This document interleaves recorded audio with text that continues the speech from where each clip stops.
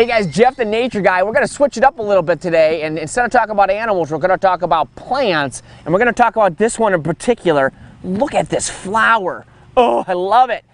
I love flowers, especially ones like this. This is called a hibiscus. And you know, what's neat about hibiscus is when you see something like this, you usually see the hibiscus in a tropical area. So maybe Hawaii, or in fact the national flower in Tahiti, and they're also the national flower in Honduras, and Hawaii actually recognizes this as the state flower. So usually think of warm weather areas.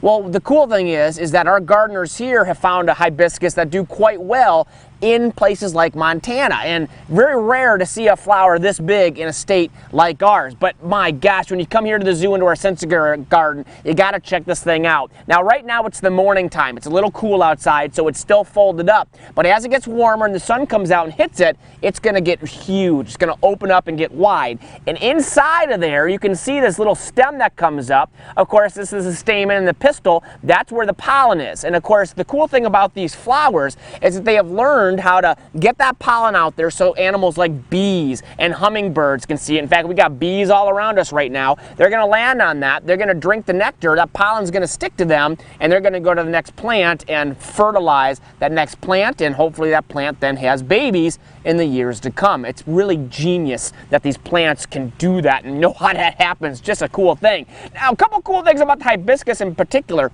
They are edible. When they dry up, you can actually eat them. Now, I recommend you don't do that, just in case you don't pick the right flower and you pick something that's not a hibiscus.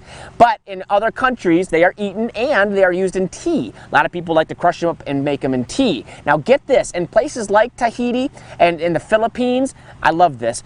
If you crush this up and you get the juice out of the flower and you mix it with soap, it creates like a super soap that makes some of the best bubbles that you will ever see. And so the kids in the Philippines often do that, make this concoction, use papaya straws, like straws of like paper, I don't even want to, like plant straws, and they make bubbles out of that, and it creates these incredible bubbles unlike any dish soap you will ever see. So that's another neat thing to keep in mind. You can try out if you maybe have a hibiscus, but again, don't pick a flower unless you get permission from the owner. That's really important. So guys, come on out to the zoo.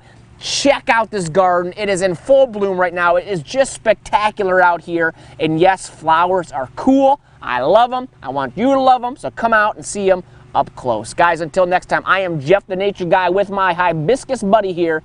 We'll see you at the zoo.